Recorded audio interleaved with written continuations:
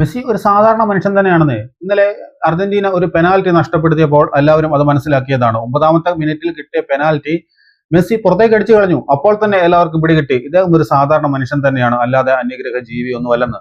എന്നാൽ കളി കഴിഞ്ഞപ്പോൾ എല്ലാവർക്കും മറ്റൊരു കാര്യം കൂടി മനസ്സിലായി, ഇദ്ദേഹം ഒരു അസാധാരണ മനുഷ്യനാണ്. കാരണം ഇന്നലെ ഓസ്ട്രേലിയയെ അർജന്റീന തോൽപ്പിച്ചത് 2-0 എന്ന സ്കോറിനാണ്. ഈ രണ്ട് ഗോളുകളുടെയും നേരെ ഒറ്റ പേരേ ഉണ്ടായിരുന്നുള്ളൂ, ലയണൽ മെസ്സി. ഇതോടെ അദ്ദേഹം നടന്നു കയറിയത് ചരിത്രത്തിലേക്കാണ്.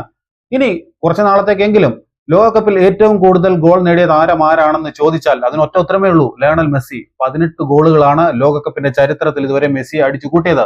16 ഗോളുകളുള്ള ജർമ്മൻ ഇതിഹാസം മിറോസ്ലാവ് ക്ലോസയെ മെസ്സി മറികടന്നിരിക്കുകയാണ്.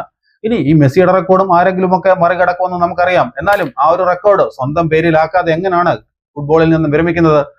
2-0 എന്ന സ്കോറിന് ഓസ്ട്രേലിയ പരാജയപ്പെടുത്തുമ്പോൾ 39ാമത്തെ മിനിറ്റിലാണ് മെസ്സി ആദ്യ ഗോൾ നേടുന്നത്. മിഥുന കൊടുത്ത ഒരു പാസ് അത് അൽമാഡ വിദഗ്ധമായിട്ട് ഒഴിവാക്കുന്നു, അത് മെസ്സിക്ക് കിട്ടുന്നു. മെസ്സി അത് ഗോളിലേക്ക് അടിച്ചു കയറ്റുകയാണ്. അങ്ങനെ 1-0 അർജന്റീന മുന്നിലെത്തുന്നു. രണ്ടാമത്തെ ഗോൾ വരുന്നത് 95ാമത്തെ മിനിറ്റിലാണ്. കളി തീരാൻ ഏകദേശം സെക്കൻഡുകൾ മാത്രം ബാക്കിയുള്ളപ്പോൾ കിടിലൻ ഒരു ഫിനിഷിലൂടെ മെസ്സി രണ്ടാമത്തെ ഗോളും അർജന്റീനയ്ക്ക് വേണ്ടി സ്വന്തമാക്കുകയായിരുന്നു. മത്സരത്തിന് മൊത്തം എടുത്തു നോക്കിയാൽ വേറെയും ചില അവസരങ്ങളൊക്കെ മെസ്സിക്ക് കിട്ടിയിരുന്നു. ചില ഓപ്പൺ അവസരങ്ങൾ വരെ കിട്ടിയിരുന്ന മെസ്സിക്ക്, പക്ഷെ അത് മുതലാക്കാനായില്ല.